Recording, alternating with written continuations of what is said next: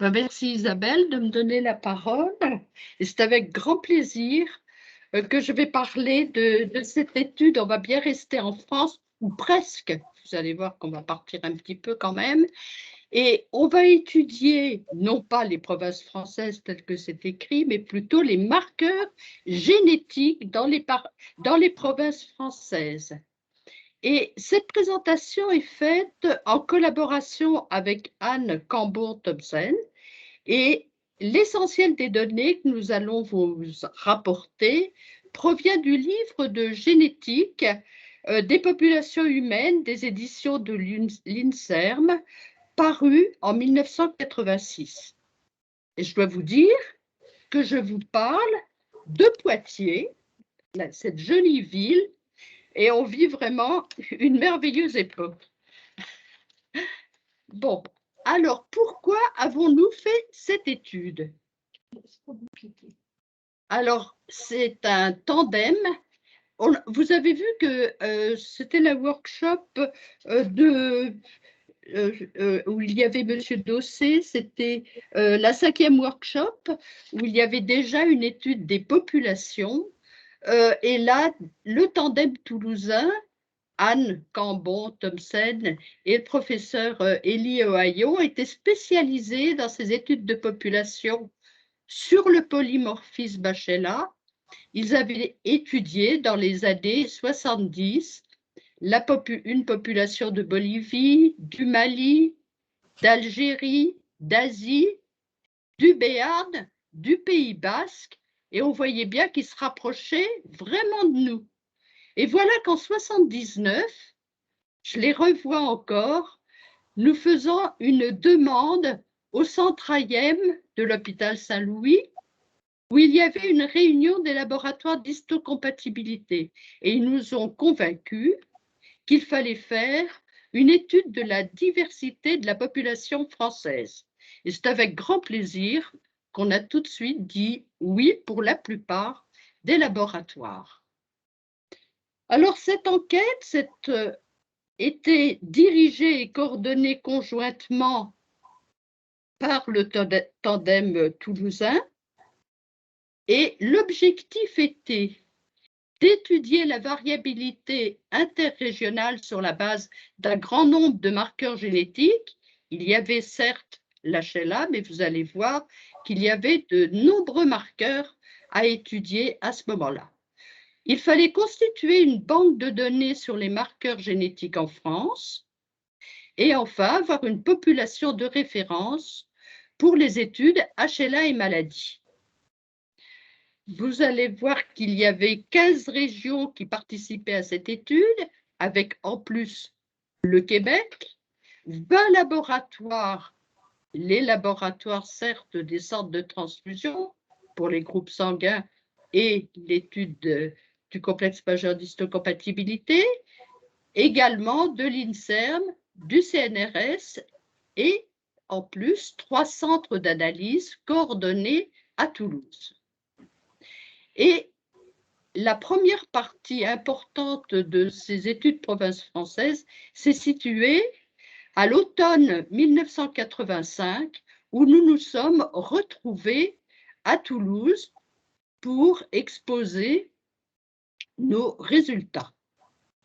Alors le financement, c'est grâce certes à l'obstination d'Anne, qui a réussi à obtenir un contrat coopératif de l'INSERM. Non sans mal, m'a-t-elle dit. Et pour le colloque, il y a eu des aides généreuses de différents fournisseurs de réactifs et bien sûr une aide de la Société des produits d'Armagnac. Alors voyons quelles ont été les provinces étudiées et comment elles ont été choisies. Il fallait couvrir l'ensemble du territoire, éviter les zones de passage et de fort brassage et les isolats, tenir compte des réalités géographiques et historiques. Alors, il y a eu 15 régions en France, plus le Québec, comme je vous l'ai dit, mais il y a quand même dans la raquette 3 trous. en Touraine, en Aquitaine et en Provence pour des impossibilités logistiques, nous a-t-on dit. Alors, je voudrais quand même raconter un petit truc drôle ici. Pourquoi T dans la région de Basse-Normandie? Le B était déjà pris par les Basques. Le N était déjà pris par la Bretagne Nord. Que restait-il? Eh bien, ils ont eu l'idée de mettre le T. Pourquoi? Parce qu'il y a les tripes à la mode de Caen. Voilà. Alors, c'est ainsi que 1382 familles ont été étudiées. Dans certaines régions, c'était, ou alors parce qu'historiquement, ils pensaient que c'était pas très, c'était des zones de passage. Je vois qu'il y en a 43 dans le Limousin et il y en avait 107 dans le Poitou. Alors, comment allions-nous choisir ces familles? Il fallait être dans la région depuis 3 générations au moins, avoir au moins 2 enfants de plus de 10 ans, accepter une prise de sang pour les parents et les enfants, et ne pas avoir de lien de parenté avec une autre famille de l'étude.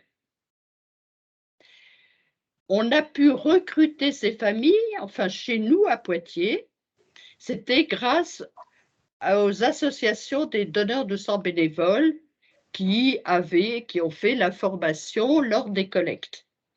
Dans d'autres régions, c'était au niveau des écoles, des mairies et également par l'intermédiaire de la presse locale. En pratique, on prenait donc rendez-vous avec la famille, on allait sur place et on prélevait tous les membres.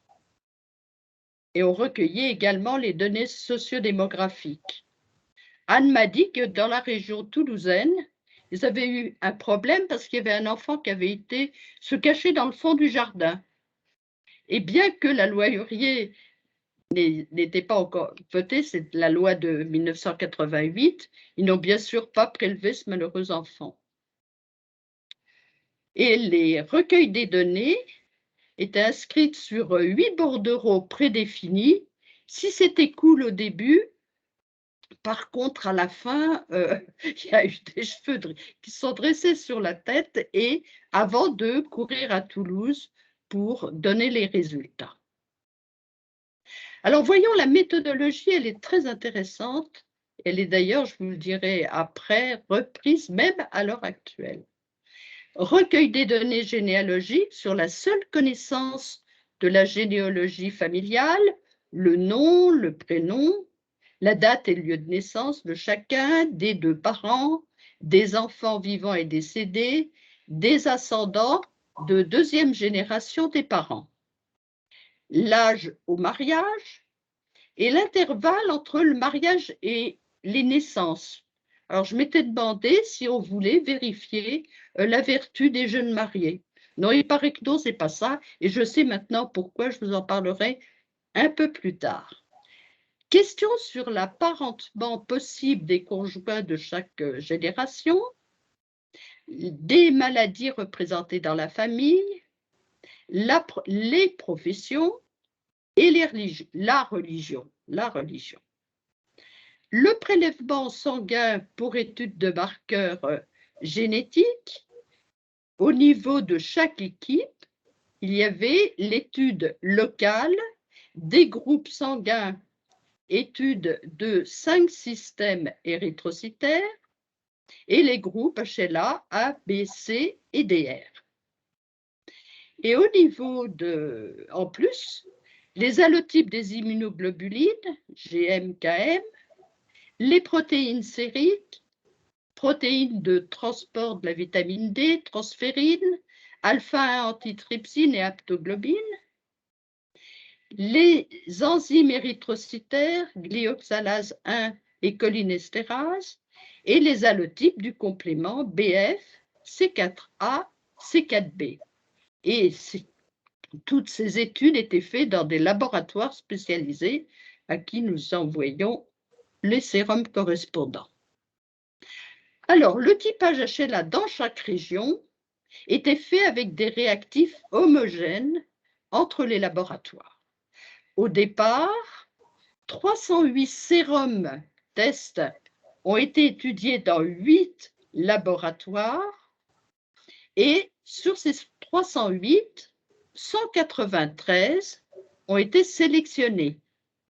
10 ml de chaque sérum ont été acheminés à Toulouse en mars 80, 153 pour A, B et C et 40 pour le DR, les sérums étant adsorbés sur plaquettes et distribués aux régions en janvier 82.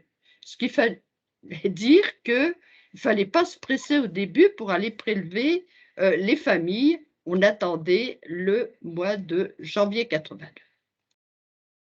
Alors voici ici la représentation des plaques où tous les laboratoires sont inscrits ici, ont donné des sérums de qualité reconnus par Toulouse et les autres laboratoires ont été pour la distribution de ces plaques. Ces plaques étaient distribuées par Toulouse.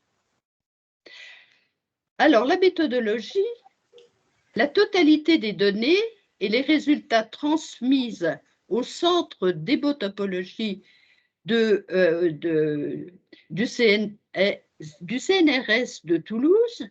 Il y avait déjà la saisie informatique. Il faut dire que nous, localement, nous n'étions pas encore informatisés. On faisait ça dans les grandes salles dans les salles de restaurant du laboratoire, du centre de transfusion pour les donneurs.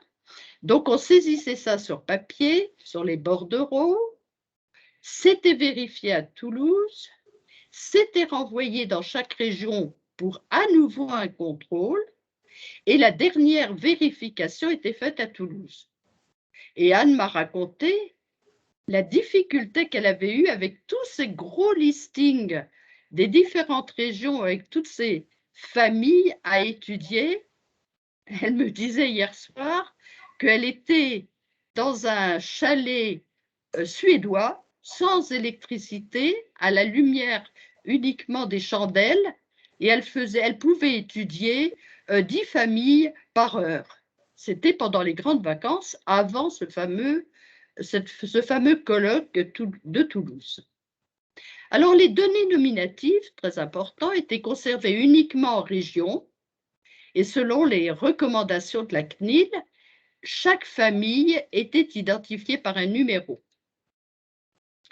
La qualité de la définition des antigènes était, comme nous le verrons, très bonne. Et c'est ainsi que Egart Albert, avec l'adaptation au 9e workshop, a étudié les sets de reconnaissance et les scores de qualité, ce qui est la valeur de chaque sérum vis-à-vis des spécificités reconnues. Et puis, il y a eu le scoring de l'ensemble des laboratoires avec la saisie informatiquement. Les établissements, d'une part, le scoring des établissements d'un type objectif des cellules par le programme et la comparaison avec le résultat trouvé par le laboratoire. Et c'est ainsi que 5310 cellules typées sur la batterie commune là, des fameux 192 sérums ont été étudiés et 63 antigènes différents.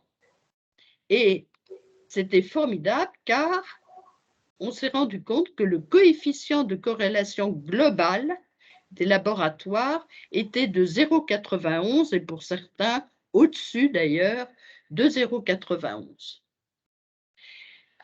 Il y a d'autres programmes informatiques qui ont été intéressants, en particulier le FAP, Family Analysis Package, utilisé lors de la 9e workshop, qui permettait d'établir les haplotypes dans chaque famille et le culture de la fréquence des haplotypes par région et de façon globale. Autre programme informatique, l'ESTIM, qui estimait par région et de façon globale les fréquences alléliques pour chaque locus et les déséquilibres de liaison 2 à 2 pour tous les loci étudiés. Il faut savoir qu'entre 80 et 84, il y a eu une évolution importante des connaissances sur l'organisation de la région HLA classe 2. C'est ainsi qu'en 80, seulement 10 antigènes étaient connus et il y en avait plus de 15 en 84. Et voilà le colloque de Toulouse arrivé. 180 participants et la participation étrangère, très importante, a grandement contribué au succès de la réunion. Il y avait des Européens, des Africains, des Américains, et biologistes, généticiens, immunologistes, démographes, historiens, géographes, statisticiens, informaticiens qui étaient intéressés par ce colloque. Alors voyons le bilan et la présentation de toutes les régions régionales et ensuite, bien sûr, les festivités. Alors il s'agit vraiment d'une étude remarquable par l'ampleur des collaborations et du point de vue méthodologique, l'homogénéité des échantillons, des marqueurs étudiés et des réactifs utilisés. Donc, 15 régions participaient à cette étude avec le Québec. 1382 familles ont été étudiées et le recrutement était essentiellement rural. Donc, ce n'est pas vraiment une étude, ce n'était pas le but d'ailleurs de l'opération, ce n'est pas l'objectif principal de donner une image globale de la population française, mais d'étudier, puisque la majorité était étudiée, provenait des régions rurales. Enfin, ça a entraîné l'existence d'une base de données génétiques par région et pour l'ensemble de la population. Alors, les banques de données d'haplotypes, qui incluent les gènes de complément, des fréquences et des déséquilibres de liaison sur les 5500 haplotypes analysés.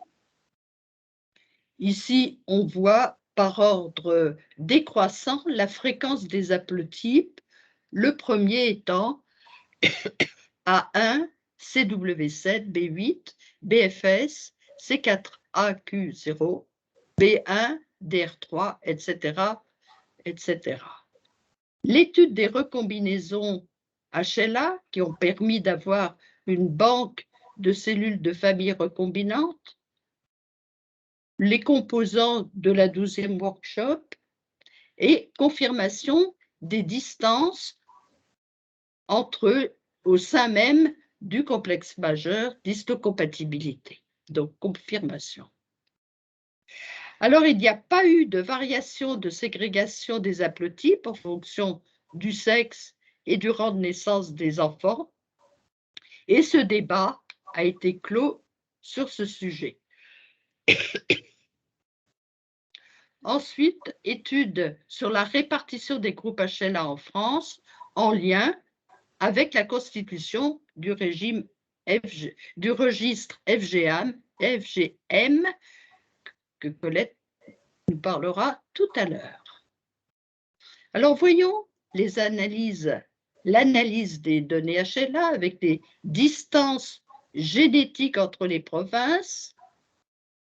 Là, on voit études, il y a des clusters. Je veux juste vous faire remarquer là que le Québec, Poitou et la Lorraine ont se ressemblent un petit peu. Enfin, il y a eu des marqueurs ressemblants. Par contre, il y a des différences dans les régions Alsace-Lorraine. Je pourrais vous donner plus de détails si vous le souhaitez. Et on voit que le Corse et le Béarn sont des régions les plus éloignées des autres. Alors, ici, il faut dire là, il y a les trois ensembles polygonaux ayant pour sommet la Normandie, le Poitou et la Catalogne. Par contre, Corse, Bretagne Nord, Flandre et Savoie, Dauphiné restent isolés. Et voilà ici, quand on part du Québec, la proximité se fait essentiellement avec la population du Poitou et de la Normandie, mais aussi du centre et du sud. Alors Anne m'a donné ces très belles cartes multicolores. Il ne s'agit pas du tout de la météo du jour, mais de la fréquence du DR4. Gradient de fréquence de l'allèle DR4 en France, avec la région de Bretagne où la fréquence est maximale et la plus faible au niveau du Pays Basque, au niveau et du Béarn, et très faible en Corse. Il en est de même fréquence donnée pour le DR3 avec l'haplotype A1, B8, DR3, DR2 et haplotype DR2, B7, A2, B7, DR2, fréquence du DR7 et de l'haplotype A29. C'est drôle, je les trouve assez différentes ces deux cartes. Il y a juste le DR7 qui est en commun. Et alors voilà d'autres cartes formidables qui ont été données à Princeton en 1994 par Alberto Piazza. Il s'agit de cartes synthétiques de la diversité génétique dans les provinces françaises. Alors, études faites nord-sud, nord-sud, nord-est, sud-ouest et les gradients ouest-est, ici entre ouest et est.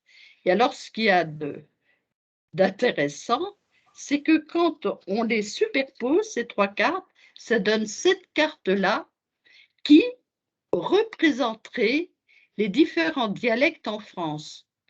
C'est amusant, c'est joli en tout cas. Voilà, et le colloque, avec la présentation des données régionales, donc chacun avait son poster. Bon, là, c'est le poster du Poitou-Charentes. Je ne vais pas rentrer dans les détails de ce qu'on a trouvé, mais on a trouvé des choses quand même intéressantes avec un marqueur typiquement arabe, ce qui nous a fortement excités quand on connaît l'histoire de Poitiers, et puis également un haplotype qui n'avait jamais été mis en évidence en France, retrouvé uniquement en Chine. Mais on sait bien que les Chinois sont bien venus en France, des Chinois sont venus en France. Voilà en vrac d'autres posters, et maintenant parlons des fêtes. Alors là, vous reconnaissez, bien sûr, Marie-Marthe. Ici, Anne Cambon. Ici, nos Poitevines. Nos Poitevines, c'est Françoise, la secrétaire, et Marie-Lise, la technicienne.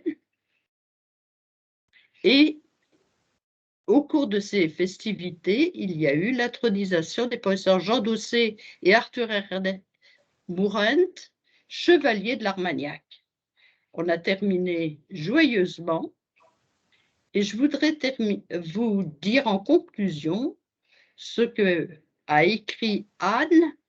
L'amitié et la chaleur des contacts humains tout au long de ce travail, s'ils ne pourront, heureusement, jamais être mis sur ordinateur, constituent la trame profonde de toute cette enquête. Je vous remercie pour votre attention. Très bien. Très bien. Très bien.